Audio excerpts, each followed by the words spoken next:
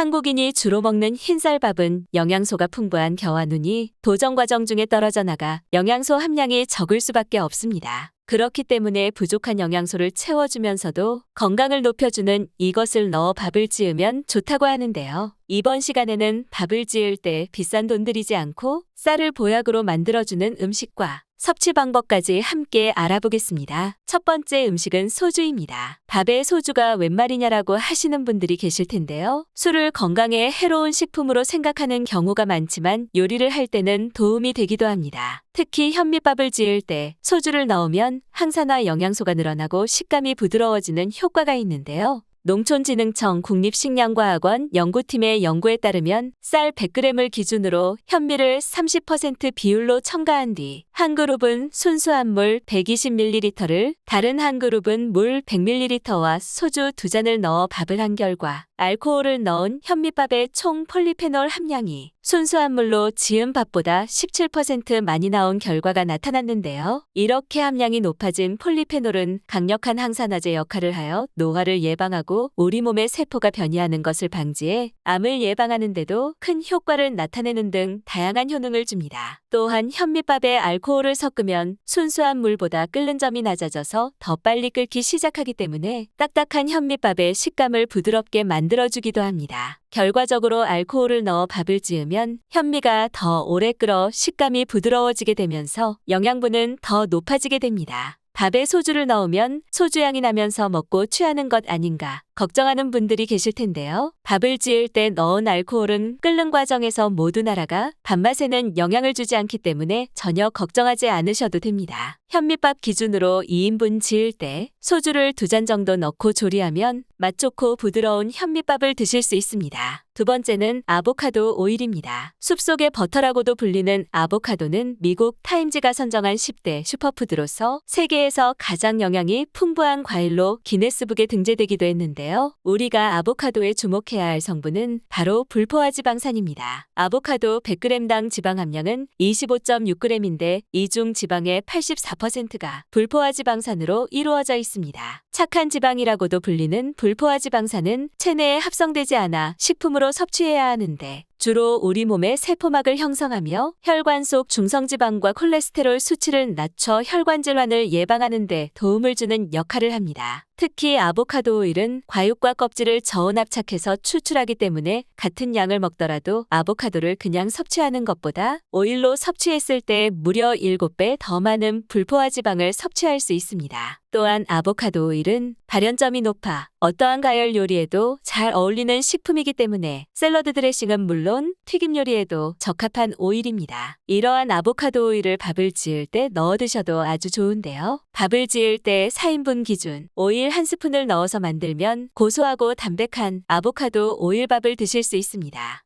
세 번째는 녹차입니다. 한국식품영양과학지에 발표된 논문에 의하면 밥을 지을 때 백미 200g을 기준으로 녹차 분말 3g을 넣고 밥을 지었더니 녹차의 항산화 기능을 지니고 있는 폴리페놀 성분과 플라보노이드 등의 성분이 크게 증가한 것으로 나타났는데요. 특히 폴리페놀 함량이 무려 40배가량 증가했는데 폴리페놀은 우리 몸의 노화를 촉진하는 활성산소를 제거해주고 암세포의 발생을 억제하는 효능이 있으며 콜레스테롤이 소화관으로 흡수되는 것을 막아 혈중 콜레스테롤의 수치를 낮게 해주어 심혈관 질환 예방에도 탁월합니다. 분당서울대병원 연구팀의 연구에 의하면 매일 녹차 4잔을 꾸준히 마시면 대장암의 씨앗이 되는 용종 발병률이 44%가량 줄었다는 연구 결과를 발표했으며 녹차 추출물 성분인 카테킨이 종양 발생을 억제하는 데 도움이 되는 것으로 나타났는데요. 뿐만 아니라 녹차의 카테킨 성분이 식후의 혈당을 급격히 오르는 것을 막아 당뇨 개선에도 도움이 된다고 하니 녹차를 넣은 녹차밥을 꼭 드셔보시기 바랍니다. 녹차밥은 녹차 분말을 쌀 1인분당 3g 정도를 넣어 만들어도 좋고 녹차 티백으로 우려낸 물을 이용해 밥을 지어도 아주 좋습니다. 네 번째는 강황입니다. 강황의 노란색 색소에는 커큐민이라는 성분이 들어있습니다. 학계에서 주목하는 커큐민의 다양한 양리학적 효과는 매우 강력한 항염 그리고 항산화 작용인데요. 커큐민은 나이가 들면서 발생하기 쉬운 다양한 만성질환의 원인인 염증의 발현을 막고 녹내장부터 알츠하이머까지 눈과 뇌의 수많은 질환의 원인이 되는 신경 퇴화 증상을 발견하고 치료하는 데 도움을 준다고 합니다. 하지만 강황의 커큐민은 실제로 우리가 먹었을 때 몸에 흡수되는 양이 1%밖에 되지 않기 때문에 강황의 흡수율을 높여줄 수 있는 보조식품이 필요한데 그 역할을 하는 것이 바로 후추입니다. 미국 텍사스 주립대학에서 진행된 연구에 의하면 강황의 커큐민과 후추의 피페린 성분을 함께 사용할 경우 흡수율이 무려 20배나 높아지는 것으로 밝혀졌는데요. 세계 3대 향신료에 속하는 후추는 악성 종양세포를 억제하고 신진대사를 향상시켜 우리 몸에 나쁜 노폐물을 몸 밖으로 배출시켜주는 효과가 있기 때문에 강황과 함께 섭취하면 더욱 큰 효과를 얻을 수 있습니다. 강황밥은 쌀 2컵당 강황 1티스푼 정도 넣고 후추를 3분의 1티스푼 정도 넣어 만들면 고소하고 맛 좋은 강황밥을 드실 수 있습니다. 다섯 번째는 흰강낭콩입니다. 최근 흰강낭콩이 다이어트 음식으로 큰 주목을 받고 있는데요. 그 이유는 같은 양을 먹어도 흰강낭콩을 함께 섭취하면 살을 덜 찌게 만드는 효과 때문입니다. 흰강낭콩은 단백질이 우유의 7배, 식이섬유는 바나나의 12배, 칼슘은 새우의 30배나 함유되어 있는 고영양 식품입니다. 우리가 탄수화물을 먹으면 입에서 침이 나오는데 침의 성분 중 하나인 아밀라아제가 탄수화물과 섞여 분해하고 소화를 하게 됩니다.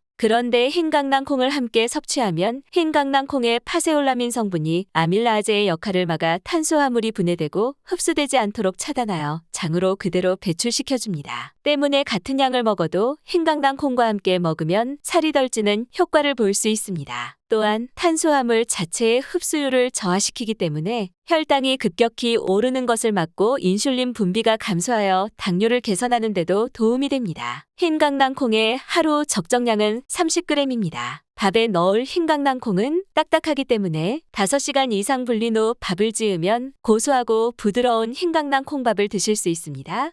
여섯 번째는 비트입니다. 비트의 붉은색을 내는 색소에는 안토시아닌 성분과 베타시아닌 성분이 함유되어 있습니다. 비트의 안토시아닌 성분은 노화의 원인이 되는 활성산소를 제거해 피부 노화를 예방하고 심혈관 질환과 고혈압을 예방하는 효과가 있습니다. 특히 비트의 베타시아닌 성분은 토마토보다 무려 8배 많이 함유하고 있으면서 체내에 발생하는 종양을 억제하고 발암성 물질인 아질산염을 억제하는 강력한 항암작용을 하여 암 예방에도 도움이 됩니다. 비트는 하루 약 1개 정도 먹는 것이 적당하며 생비트에는 알칼로이드라는 미량의 독성이 있어 면역력이 약하거나 소화력이 약한 분들은 섭취 시 주의해야 하는데요. 비트밥처럼 비트를 익혀 먹으면 독성이 사라지고 조직이 부드러워져 안전하게 드실 수 있으며 체내 흡수율을 증가시킬 수 있습니다. 한 가지 주의할 점은 비트에는 많은 양의 칼륨 성분이 함유되어 있어서 신장질환이 있는 분들이 섭취하게 되면 칼륨 과잉증을 유발할 수 있으니 주의하시기 바랍니다. 비트밥을 만들 때는 3인분 기준, 주먹 크기 정도의 비트를 작은 깍두기 크기로 썰거나 얇게 썰어 같이 밥을 지으면 맛도 좋고 건강에 좋은 비트밥이 완성됩니다. 오늘은 여기까지입니다. 오늘 영상이 도움이 되셨다면 좋아요와 구독 눌러주시고 소중한 분께 이 영상을 공유해주세요. 저는 더욱 유익한 영상으로 다시 찾아뵙겠습니다. 오늘도 건강하세요.